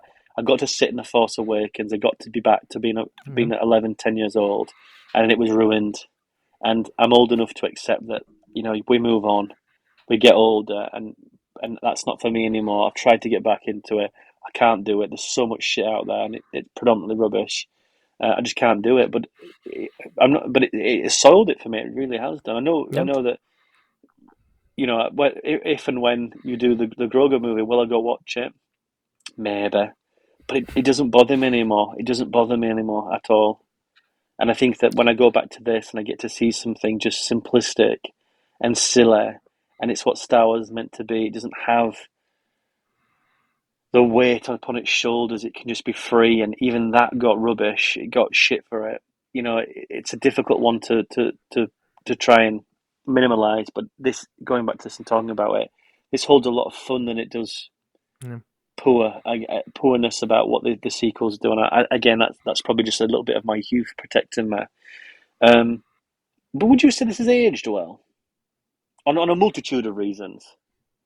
I would say so. I personally don't think the visual effects are really that bad. Like they're definitely visual effects, but I think it still looks good.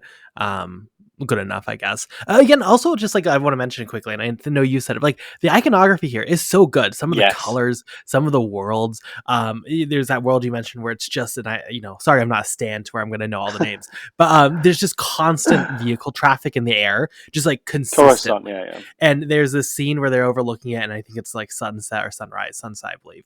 And just the colors are gorgeous in that scene. So yes, I do think visually this is held up well. Story wise, I mean, there are flaws. We've talked about those flaws, definitely. But still, this is like, I think a bit, I don't know if I want to say ahead of its time for Star Wars, but like, I do like going into the politics. I think that angle is held up quite well. Weirdly also relevant to politics, like literally right now, which we don't need to get Yeah, into, yeah, as far as taxing and stuff. So I mean, I think the issues of this will always be the issues of it, right? I don't think age is going to hurt or help some of the issues I have with the framing of the story, with the direction of the story, the pacing of the story. But I do think it has aged well. What about you? What do you think? yeah. Again, it's difficult not to watch this and see the rose-tinted glasses of nostalgia. But it does capture a 35 millimeter era before the digital boom, which is 2 or 3 years off, maybe 2 years off. And I think there's an experimentation here um, with a lot of stuff, and I think that there's a lot of practicality. I don't think you could make another one of these in 2002. I think it would look too cheap. It just about gets away with it.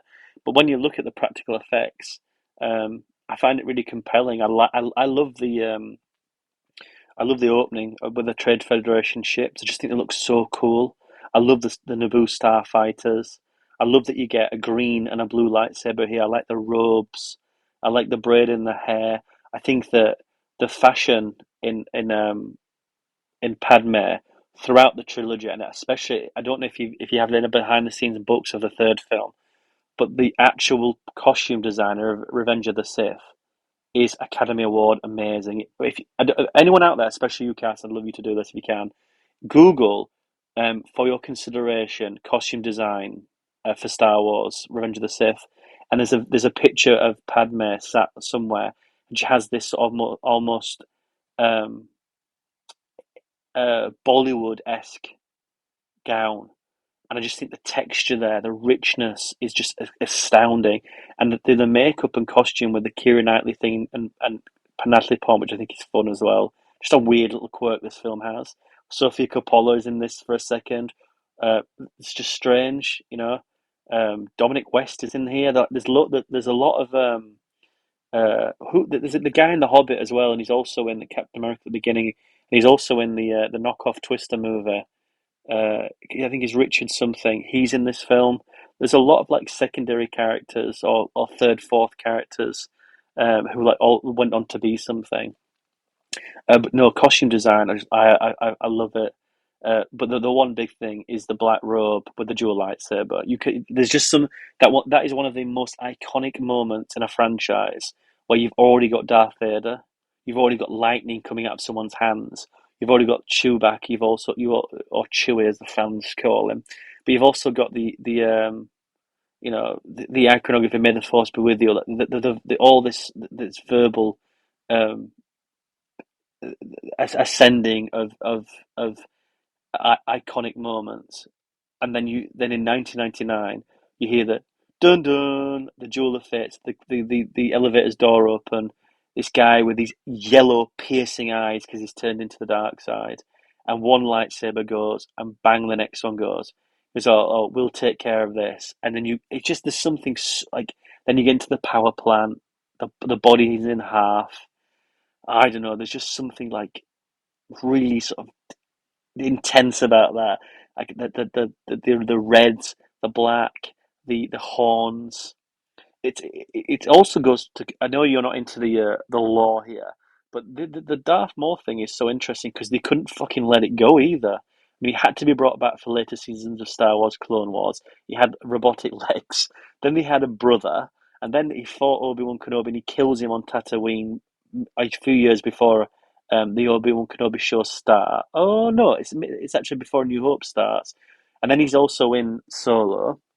He's also in Rebels with the Crimson Dawn outlet, the Syndicate. I know my stuff, Carson. Come on, don't doubt me.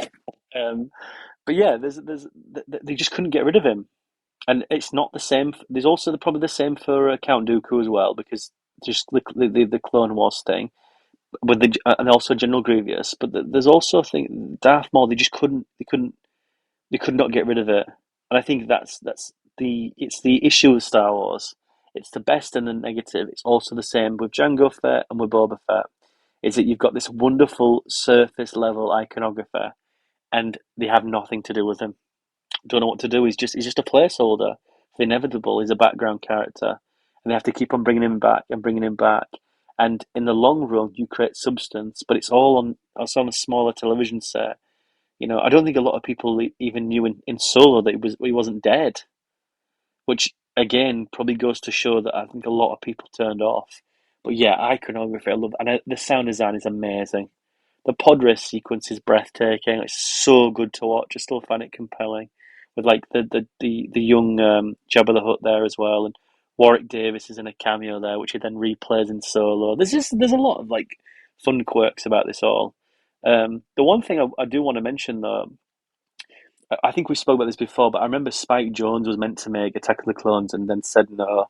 But I also know that Ron Howard was meant to make this, and a part of me wish he would have done. A part of me wished that Spielberg would have made this. A part of me wished that Lucas did still make it because it's the first one, like A New Hope, and let other directors make the other two. But there's a director who gets better behind the camera, definitely with the Revenge of the Sith and stuff like that, especially. But there's visual scenes in this, but more so Attack of the Clones, especially the Amalfi Coast finale with Padme's theme. God, that's so beautiful to watch. It's like intoxicating. And here it doesn't really have that because it doesn't have that. I don't think he's that skilled behind the camera because I think I don't. To tell you the truth, what is it since what he did? What had he made between that? Nothing. I think he just wrote Indiana Jones, hadn't he? He hadn't done Yeah. anything until, is that right? 77? I don't think he'd done anything else, had he? I don't think he Mm, had done, had he? I don't believe so. So you've got like 15 years there of just nothing, and I think you can tell that I think he's a slightly wooden. I do think he's slightly wooden on occasions, especially with when he's in the desert. It's too simplistic. It's too formulaic. But I do think overall, I think Star Wars has always had that amazing ability to just make the mundane have so much background and character. And perhaps that's the indication of why he always wants to go back and touch these things. Do you reckon? Like, Yeah. because there's just so much to do. Oh, this needs to walk past, and then, maybe that's what the case is. Maybe that's why he can't leave them alone. Yeah. It is a shame, I think, that he hasn't gone on to try to make more stuff, because even like he's still very involved in like checking out the sets, and like he visits Avatar. I know the sets for Avatar a ton, and I feel like he has such a, as you mentioned, a visionary voice that I would love to see him do more stuff. Also, I would love seeing Spielberg directless, to be honest. I think that would be a great pairing. Yeah, I mean, Um, I think Ron Howard let him. I think he visited Solo, didn't he? Because he's got quite an affiliation with that character, and I think he shot a scene on digital with Ron Howard, and I think he did the same visiting the set with the Mandalorian. But he's yeah, been quite quiet on a lot of stuff. He said that he liked The Force Awakens, but it was too similar to what he'd made. He really liked Rogue One. He has not ever commented on The Last Jedi publicly, and he's not yet commented on Rise of Skywalker. And I think you can tell that it's just a very sad story, isn't it? It's depressing talking about. We always do this with Star Wars and the MCU and Disney. Oh, it always leads to one devastating realization that you make something for the love and affection of the product, and then you realize that it is in fact a product, and you forget about that, and it's there to make stuff. And yes, he's part of the problem because of the toys. Darth Maul wouldn't look half as compelling as it did if he didn't own the rights to the toys, perhaps. You know, but Luke, the Phantom Menace again, like you said, is a bona fide hit to me because it is like there's a vision here, and whether you like it or not, it is totally a vision of a creator who loves these characters. You right. can tell that he loves Obi-Wan Kenobi. You can tell that he loves the innocence of Anakin Skywalker. You can tell that there's an infectious fun about this, and it will always maintain that for me. But not to end on a negative. But I have to stop it after this. I can watch bits of Attack of the Clones, and then I can watch Revenge of the Sith, which is actually in theaters at the 20th anniversary. But I've got a 35mm scan of that. I'm going to watch the next couple of days. I have to stop after that. I can't go on after that. I can't do it because you just, it bookends nicely, but there's just that faint realization that this never ends, and I don't know. It's a I mean, I've one, had some of my darkest moments on podcasts reviewing newer Star Wars. yeah, Like it gets rough yeah, very quickly. Yes. Um, and I guess like what I'll say about Phantom Menace, even though I don't love this movie, in fact, I really quite, I think, dislike it overall. It has a heart. There's very few films that, are universally as hated, and I think Star Wars fans genuinely quite hate this movie, that has so much that exists within that franchise that keeps coming back, that keeps inspiring, that keeps being celebrated and recognized for still the movie that overall people dislike. hmm I think that says something about the vision behind it. no, I completely agree. Completely agree. Um, Yeah, and not to be depressing. It's just that rest Star Wars not great, but you know what? At least some people like it, so good on them. I cannot wait. Please tell me about how the Acolyte is really good and how Ahsoka is really good, and everyone, and Andor is pretty good. So I don't Yeah, know. I I guess like Andor. Yeah, you have I that. haven't watched season two. I don't have any, I'm not bothered me. I've done my time. I think Rogue Squadron. I'll give that a pass. I think. Yeah, I mean, we joke around about are we going to do like when Mandalorian and Grogu come out. I'll just say now I don't think I'm going to want to do an episode on it, but we will. We'll get Yeah, there when we get there, I guess. and yeah, and this and I genuinely the Taika Waititi Star Wars thing actually makes me feel sick. Don't even. I have a physical reaction to that. It's not normal, and I'm not very well at the moment, and I just think that genuinely put me over the edge. I don't think I would recover from that if I had to do. I just don't think I could do it. No, it sounds like hell. What can you even do with that? Like, what's the point? Like, are we gonna just make like in jokes about stuff? Like, I don't know. And we're laughing. He's gonna riff on a level Yeah. that's freaking unbelievable. Do you know Oh god. that's the inside joke. We have to tell people like that every time we see that on X. We have to share it to each other. Like that's an unwritten rule. We both have to do it, and Yeah. it is actually like makes me feel sick. I know I keep on saying that, but that is one of the worst things I've ever seen online. That's not. It goes a level under cringe, isn't it? Like it's actually like dire. Yeah. He's riffing on a level that's so freaking good, and I'm like, he's just doing the most. I don't want to. It's like you're trying to give it some more substance than it is. It's just a shitty little like It's vignette the that we. least funny thing. It's just vile, isn't it? It's so Yeah. horrible to watch. It's like So with that said, I'm not nobody's, excited for that one. yeah, nobody stopped that from passing out onto like the internet. Like, why didn't someone just say we can't release this? Why did they have to release that? Oh God. But then they said the same thing about Jojo Rabbit, didn't they? And the Free Guy, but we'll get there on a different day, I'm Yeah, sure. one day Ugh. coming soon. Um, I guess that can kind of close on the Phantom Menace. I definitely appreciate it more having this conversation. It a couple changes, and I think this would have been a great movie. And it frustrates me tremendously that it's not great for me, but still a lot here to love. If Mhm. you want to stream this and watch this, it's definitely wide available, as with most Star Wars projects. Sadly, you're going to get the new cut up like version post 2011, I think it was redone Yeah. on most streaming services. But I also, if you want an older version, I'm sure they're out there somewhere. So give it a go. Jack, anything quickly, I guess, if you want to just close on for Phantom Menace before we move on. No, I really enjoyed watching this again. Like again, I probably wouldn't have done this if I hadn't watched it on 35mm. I probably wouldn't have done it if you didn't ask me anyway. I think not that would didn't let you do this on your own or anything. I probably would have still been if I wanted to come on and just talk to you about it. But it's interesting that we've had these chats about Star Wars and we sort of come to the same realization without with any era. I think we've done the original era and we got to that to a dark place.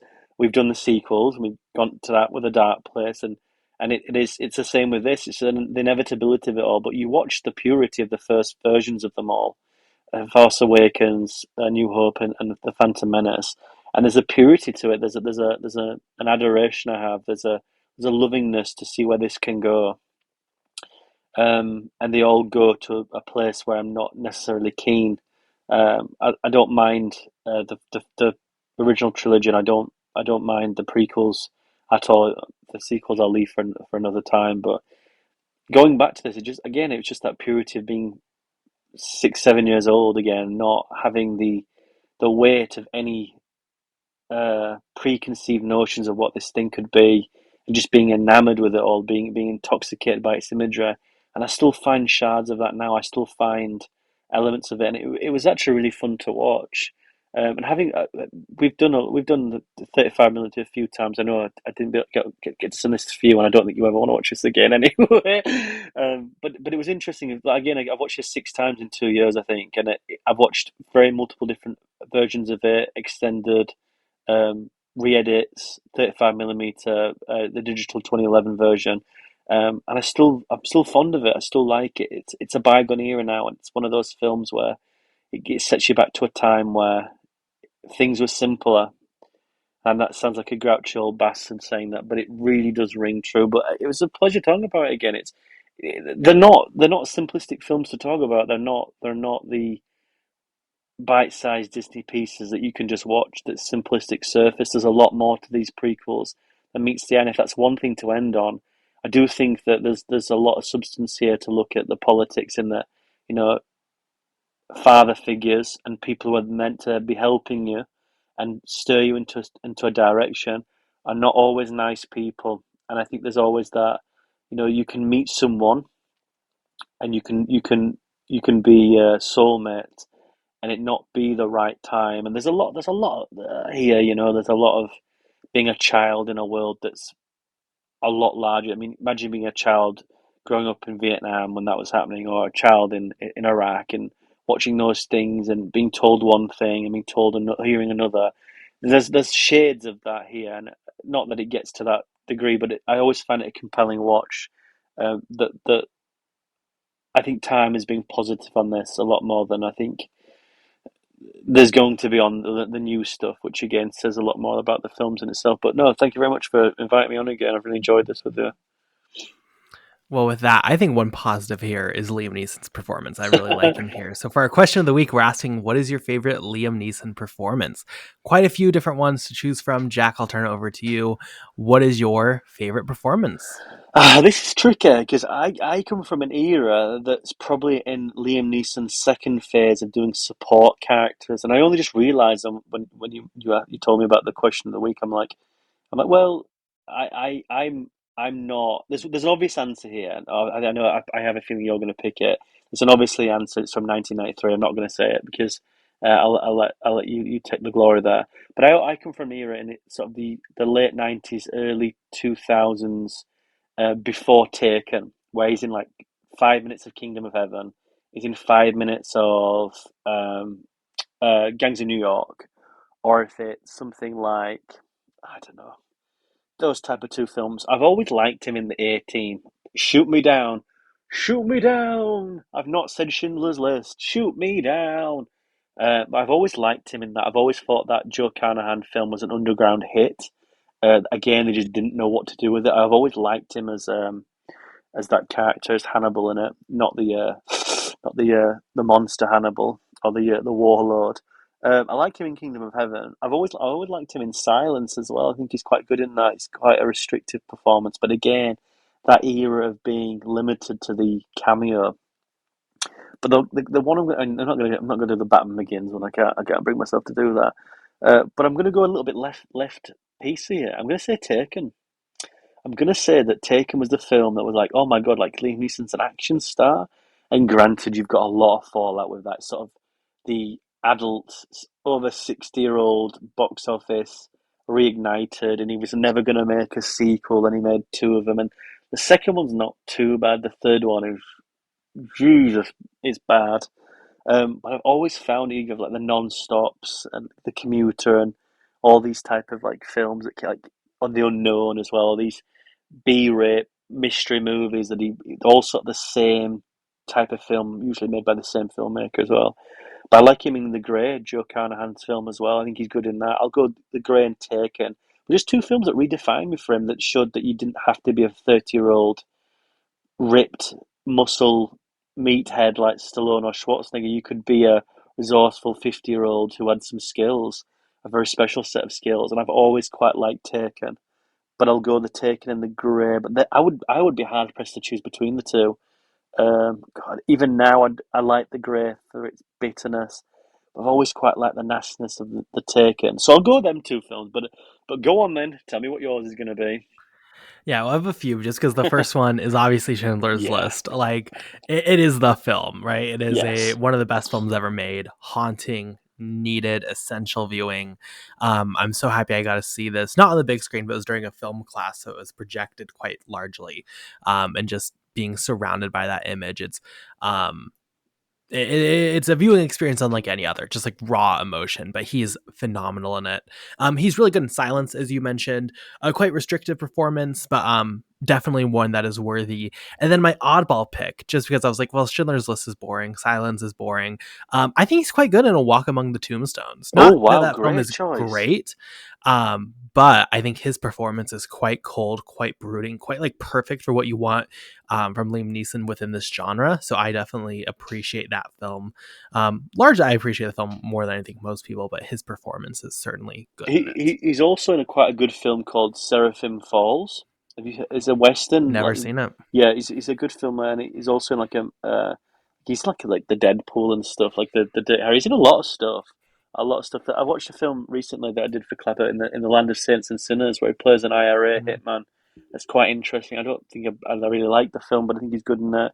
He's in. Have you seen Cold Pursuit as well? Where it's I have not. see that's I thought that was quite interesting, but that's an American film trying to get the sensibility of the Scandinavians, which are quite cold.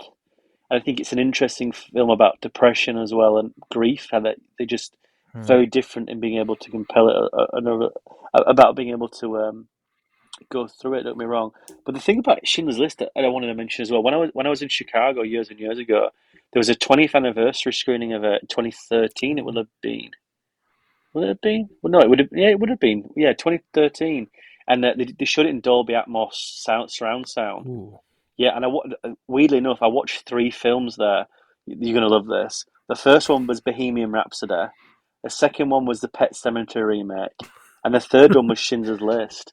And three very different films with sound. I'll say that, and I Yeah. think Bohemian Rhapsody was compelling for its own reasons. The background noise of Pet Sematary was quite ghoulish, but there's something about Schindler's List sound design where it's absolutely like just unnerving, especially when you've got panic in the streets and the John Williams score and you hear Yeah. gunshots and there's a particular gunshot in the middle of this. It's just it's like it's next to you, and it adds to that metric volume of being unnerved by cinema that people sort of don't get in the highest degree of the environment. And I'm a big fan of watching, 4K Dolby Atmos stuff and 35 Oh, yeah. millimeter, and it's an experience in its own right. But yeah, I'm surprised I never said the Batman movies, but again, there's also like bit parts, aren't there? Yeah. That's the hard thing with Liam Neeson is like a lot of his work is good, but not necessarily like the focus, as you mentioned. So, What about his performance in Narnia, his voice, or Men in Black 3 or 4, whatever it is? well, we got to leave something for the audience to tell us. That's We have true. to leave something for them, the obvious ones for them. Yeah. Um, Ted you can let us 2. know your Yeah. favorite. Sure, you can let us know your favorite Liam Neeson performance on Twitter or X or email. With that, let's go to our rapid reviews. Anything we've seen recently that we haven't talked about. I'll go first. I have a very short list, but very random list. Of course, being a Star Wars stan, I'm also an MCU stan, so I did venture out to see Thunderbolts this week. And it's fine. It is like not bad. Probably one of the more compelling MCU projects as of recent, but that says much more about the MCU than this film. Every emotional piece of this film is just touching on the complete surface level to where, like, if you really go to this and you're like, wow, I've never seen depression explored this raw, I really challenge you to check out other films. Florence Pugh is really great in this movie, but it's just like, I don't know, compared to this, like, and some of the old MCU projects, and not like I've ever been a huge MCU stan, but like, it is so sad that we've fallen, for me, this far that people are Wow. losing their Yeah. shit over this film. I don't know. Much better for the 90th anniversary. I watched Mark of the Vampire, Todd Browning's film. Yes. Amazed. This film, for a good chunk of its runtime, it's only an hour long, feels very much so like it's just doing Dracula again. Maybe even a little bit less subtle, a little more on the nose. I was sitting there because I'm a huge Todd Browning fan. We talk about him with our Universal Monster Yes. series, but even beyond his work with Dracula, I think he's a phenomenal, phenomenal filmmaker. And I was like, this is kind of weird. I was like, this is so, disappointing to see him just do this again. And I'm not going to spoil anything. But no, there's a lot more going on to this movie where I'm like blown away because he obviously also knew the social context of like people would just assume he's doing Dracula again and then turning that on its head. So smart, so genius. Todd Yes. Browning, a filmmaker that deserves so much more praise than he gets. I watched Hitchcock's Sabotage, which was Oh, just perfect. Just purely dark and venomous. Again, taking a genre where you kind of think you know what to expect from like a noir mystery, and it really takes the mystery out of it. So you're just watching these atrocious acts of venom, of violence, of death, and you just have to sit there with it. The filmmaking is obviously great. It's Hitchcock after all, but this really ended up being one of my favorite Hitchcock films. Really loved it. Also, really short, really focused, yes. which is always a joy. And then finally, this one's really random. Because I'm reading Moby Dick right now, which is great, but I watched In the Heart of the Sea, 2015, Ron Howard, Speak of the Devil. Amazed by how bad this movie is. Oh, Like, wow. shockingly, shockingly poor. The visuals are awful. Not even like you'd expect in this, because it's like the true story that inspired Moby Dick, you'd expect the giant whales to be what look bad, but they just use visual effects for like everything. Everything's on a green screen. Everything looks terrible. The water itself, when it just like the boat is in the water, it looks horrendous. The story's boring. Chris Hemsworth is like so terribly miscast here. I get projecting the most stereotypical version of masculinity on the screen in a way where like this is so 2015, in a way like in 2 years you would never cast him in this performance, but here you are. I thought it was just like atrocious. Ron Howard is the director. I keep being like, oh, I really like Ron Howard, and he's made some really great films. Yes. But dude, man, some of them are rough to get through at the same time. Very hit or miss. So I guess it's been a weird week, but it's been definitely mostly a good week for me.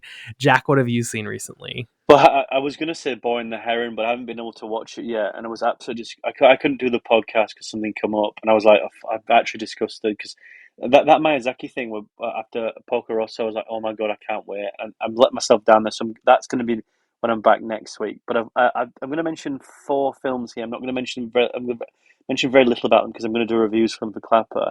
I watched David Ayer's A Working Man. Interesting. Interesting, I'll say that. I liked it, but it's just interesting for someone who works in construction and watching that. It's like that film forgets about what it's actually about 45 minutes in and just becomes a beekeeper too. I was just a little bit disappointed with it, but it's an interesting film. I watched Soderbergh's Black Bag, which I'm going to review for the site as well because I'm also going to review Presence, which just couldn't get a fucking screening here at all for it. I thought Black Bag was phenomenal. True, like Soderbergh. Every time I watch a film now, and it's only because of Uncut Gems to the sister podcast to this. Like, go, listen to that as well after you've listened to every podcast on here. But they did the Soderbergh season last year, and I was like, oh, well, I'll do a few, and I was just enamored. Always liked him as a filmmaker, like always. But talking about him with people who like want to get under the skin of it, I found fascinating. Like, I went out and watched Traffic. I haven't watched Erin Brockovich yet, but that's the one thing I'm sort of missing. I rewatched Ocean's 12. I'm like, I can't believe I missed this the first time. I watched the Liberace film. The name of it's escaping me. Or Behind the Candelabra and it was just amazing. That's like Uncut Gems law now. The Informer with Matt Damon, amazing. And Kimmy, I adored it through COVID. The one thing that sort of kept people going. But then Black Bag was like, I don't know if you've seen it, but it's like it stands on the stands with giants. It's like a Harry Palmer, Michael Caine thing, and James Bond, and it's like perfect. It takes the external of this wide world, the espionage, and makes it into someone's uh, living room table, having dinner, having tea, going to work, people's safety places, which are just like explored and made to be so unnerving because someone is not saying is doing something they're saying they're not doing. It's a phenomenal picture, and I want you to go out and watch it. The other two I'm going to mention very little because the reviews I don't know if I can review them for obvious reasons because I'm annoyed. But I watched Paul W.S. Anderson's In the Lost Lands.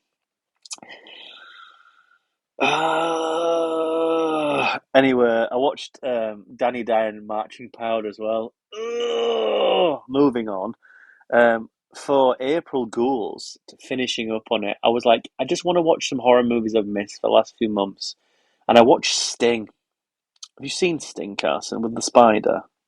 I have a horrible arachnophobia, so Right. no. I also don't really like watching spiders, and I remember watching Arachnophobia on video when I was little, and like, even eight-legged freaks to some degree, like, oh, I don't want to do this. It's not fun if you don't like spiders, but it's grotesquely fun for a horror movie that takes itself so unserious. It's really good. I really enjoyed it. Very claustrophobic, very grimy, quite nasty, fun little horror film. Finishing my Vincent Price stuff, I watched The Last Man on Earth, which was good, an interesting thing. It's dated, and I think it's not aged particularly well. But Vincent Price is very good, and it's very miscast, but it's fun. Obviously, The Phantom Menace.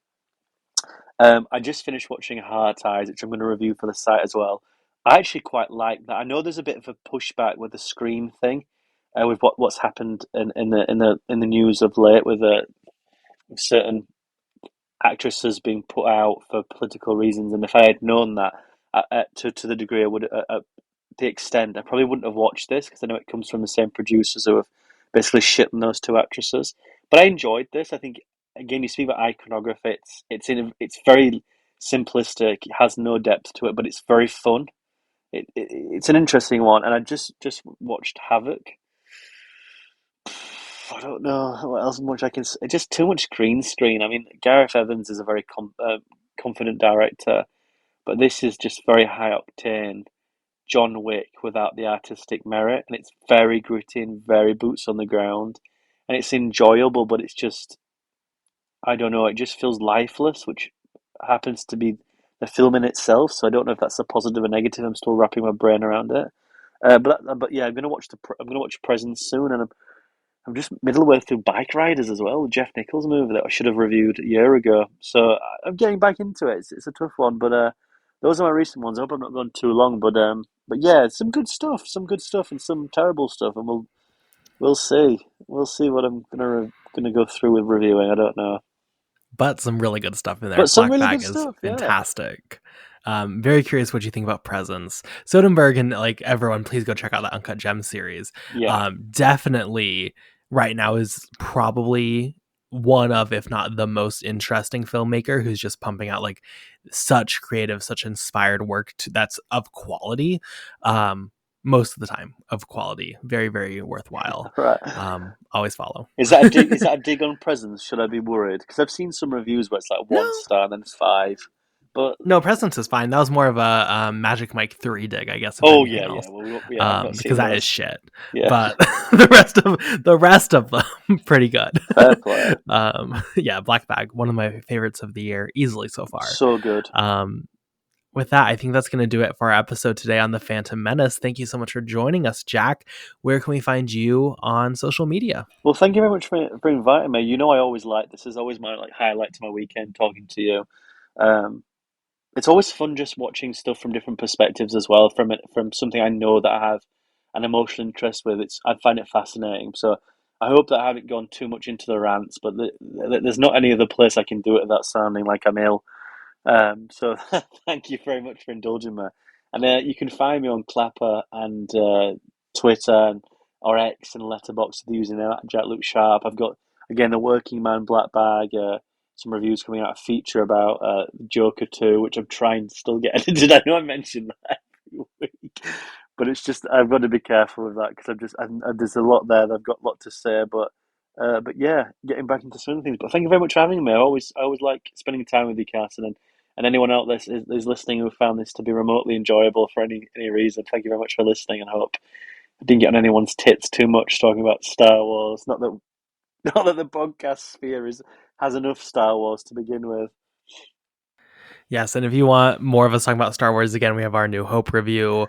Uncut Gems, we did a solo episode. I must warn you though, like, it was pretty brutal. I also think on the Uncut Gems Patreon, we have like a generalized Star Wars discussion we had at one point. Yeah, we did So we've solo, talked didn't about we? Star Yeah, Wars quite a bit. We yeah. did Solo. I remember there was a point at Solo where I literally sat there like depressed, like I never want to talk about Star Wars in my life again, just because I hate that movie, and it was whatever. But Jakob has some great points there about why it's a great movie also. So like either side of the fence you're on, you're going to be represented in that conversation. Yeah.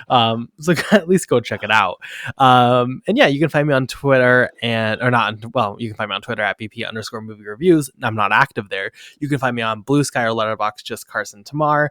Thank you so much for listening. Again, happy May the 4th, and we will see you next time. Goodbye.